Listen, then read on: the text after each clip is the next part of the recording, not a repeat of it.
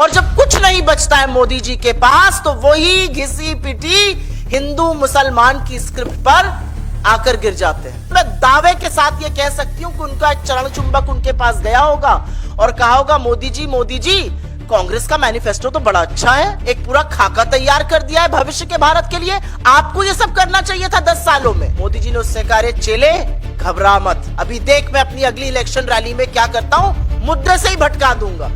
और ऐसा घटिया और शर्मनाक बयान नरेंद्र मोदी देते हैं, कहते हैं हमारे घोषणा पत्र पर मुस्लिम लीग की छाप है। लेकिन क्यों मोदी जी ने ऐसा कहा, कभी आपने सोचा है? आपको याद होगा 1942 में जब महात्मा के आह्वान पर मौलाना आजाद कांग्रेस के अध्यक्ष थे, सारा देश सड़कों पर था, करो या मरो का नारा था, भारत छोड़ो आंदोलन चल रहा था। और ऐसे में श्यामा प्रसाद मुखर्जी बंगाल में, मोदी जी के पुरखे सिंध में, मोदी जी के पुरखे नॉर्थ वेस्ट फ्रंटियर प्रोविंस में मुस्लिम लीग के साथ मिलकर सिर्फ सरकार ही नहीं चला रहे थे, अंग्रेजों को चिट्ठियां लिखकर यह भी सलाह और मशवरा दे रहे थे कि इस आंदोलन का कैसे दमन किया जाए। ये ना हमारे सगे हैं, ना आपके सगे हैं, ना भारत मां के सगे हैं, ये हमेशा से सगे विभाजनकारी लोगों के हैं, विभाजनकारी पार्टियों के हैं, चाहे वो मुस्लिम लीग हो या फिर अंग्रेज हो।